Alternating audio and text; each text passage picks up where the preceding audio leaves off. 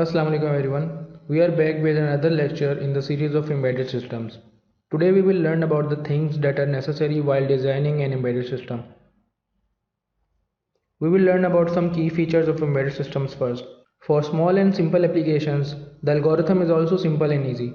But for complex functions like controlling a drone, interrupts can be used and a lot of functions are required, thus the algorithms are very long. Similarly, for specific controllers, specific syntax is used, which must be learned beforehand. Next is the user interface. It plays a very important and crucial role when your system is designed to interact with humans. If we are using a vending machine, then a keypad, LCD and money processing mechanism is really necessary. Similarly, same goes with a smart safe and a touch OLED display. The other thing is performance. It is also very important when it comes to prioritizing the tasks. If you are designing a handheld temperature sensor, then some percentage error is acceptable. On the other hand, if you are designing an air conditioning system for a massive server room, the precision of measuring the temperature matters. Embedded systems are designed under strict cost limits. If the quantity is produced in bulk, the overall cost becomes minimum. Usually the process begins with prototypes on a breadboard, then a Vero board, then a single PCB, and then the mass production comes into place. Size is another major factor when considering embedded systems. If you're designing a drone, then it has to include BLDC motors for the propellers, a central controller, a camera, a servo for the camera. But if all these things are not designed efficiently, then the drone becomes heavy and ugly in the look. Next comes in the line power consumption. Power consumption monitoring has an important role when designing an embedded system. Especially in today's world, take an example of a smart health band. If you have planned to work out for 2 hours, then you are expecting the battery to last up to 3 to 4 hours. But if the battery goes down in only 1 hour, then it is not a power efficient system. Another important key aspect is reliability and durability. Embedded systems are reliable and durable when operated in normal conditions. Take an example of moisture sensor. If it is showing 100% moisture value at 1 second and 25% moisture value in another second, then it is not reliable and can cause serious issues. Take an example of a very large agricultural embedded system which takes the values of moisture of various plants. If this type of capacitive moisture sensor is installed there, then it will have a lot of negative effect on that system. The next major topic that we have to discuss today are the constraints for an embedded system. This means the limits that we have to keep in mind while designing the embedded system. The major component in these type of constraints are the system memory and the controller speed. For example, if your task is to calculate some type of incident, then you must select a high speed controller. For instance, if you are designing an autonomous car and you have to detect any other car or any other object that comes in front of the car, and you have to provide a prompt response in order to avoid the accident, then the controller speed is very crucial. Then if the controller is fast enough, then it will definitely detect the object.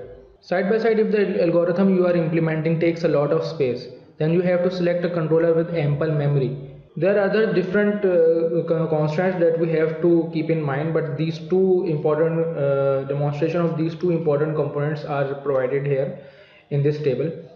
You can see that a microcontroller, there are different types of microcontrollers. It starts from 80 mega 18 to 80 mega 2560, and different types of features such as clock speed, which defines the speed of the processor.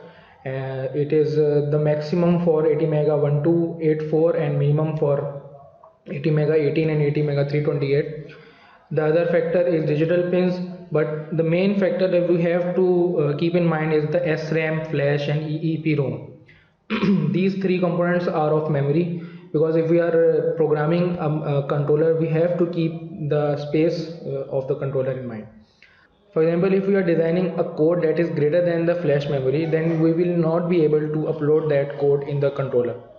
Similarly, static RAM is like a normal computer RAM, that it stores the data that it takes from the flash or the memory, and then processes that data readily, as this type of RAM is just very near to the controller. Double EEPROM is a special type of ROM, and we will explain it in our further lectures. But we can say that this type of memory stores the data for a longer time or longer period. UART, Universal Asynchronous Receiver and Transmitter.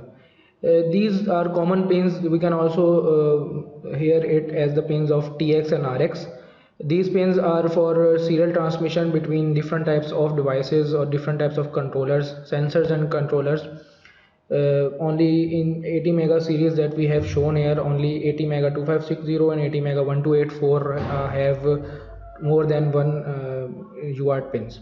Similarly, interrupts we will also discuss in our latest lectures. These are the pins that are generally reserved for the interrupts. PWM pins, pulse width modulation pins. These types of pins are specifically reserved for any types of signal that includes a duty cycle. It will also be discussed in the later lectures. The next constraint is power rating of the microcontroller. If you're a type of a person that is very sensitive in considering the power factor or power consumption of any embedded system, then you have to consider the power rating of the microcontroller as well. The example of the demonstration of such calculations is given below. If we have to consider the power rating of the microcontroller, it is shown that if we are using an Arduino Uno, it consumes a lot of power, approximately 45 milliampere, and it will run less than a 1 day with a 9-volt battery.